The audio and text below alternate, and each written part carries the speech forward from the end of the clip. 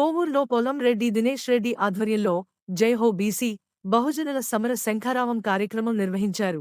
ఈ కార్యక్రమంలో Telugu Desam party, BC రాష్ట్ర నాయకులు, జిల్లా నాయకులు మరియు కార్యకర్తలు భారీ సంఖ్యలో పాల్గొన్నారు.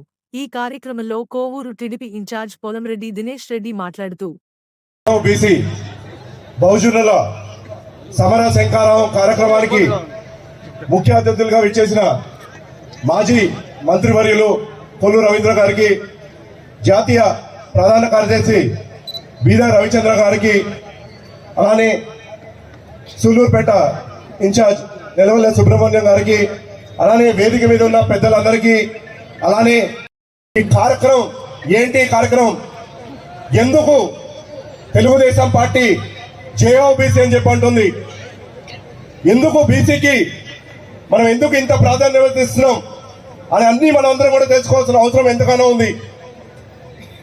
మన దేశ నిర్మాణంలో, రాష్ట్ర నిర్మాణంలో బీసీలు పాత్ర ఎంతగానో ఉంది.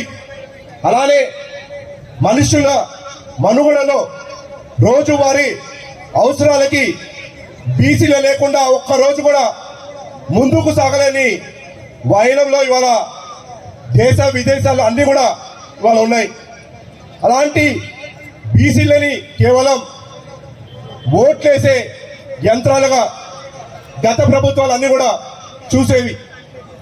తెలుగుదేశం పార్టీ ఆవిర్భావంతో స్వర్గీయ శ్రీ నందమూరి తారక రామారావు గారు బీసీలకి, బహుజనులకి దేశ రాష్ట్ర జనాభాలో సగం పైగా ఉన్నారు. దాదాపు 3,78,00,000 కోట్ల మంది ఉంటే దాంట్లో ఒక్కరు కూడా ఆ రోజున రాజాధికంగా అందించేవారు కాదు.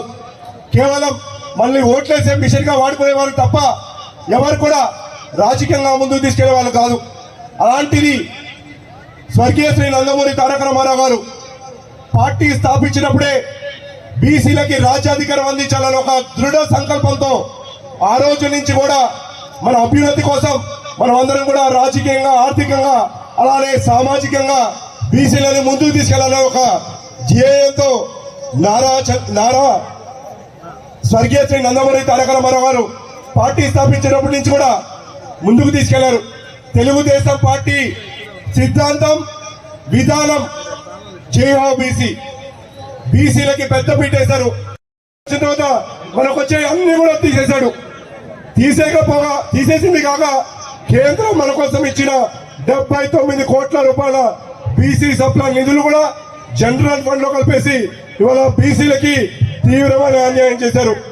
మళ్ళీ కూడా ఇవాళ మన ఓట్ల కోసం జగన్మోహన్ రెడ్డి కొత్త నాటకంతో మన ముందుకు వస్తున్నాడు. ఇవాళ నా బీసీ అంటున్నాడు, నా ఎస్సీ అంటున్నాడు, నా ఎస్టీ అంటున్నాడు, నా మైనార్టీ అంటున్నాడు. ఆయనకి మనసులో లేని భావం ఇవాళ నోటి ద్వారా మన ముందుకు వస్తుంది.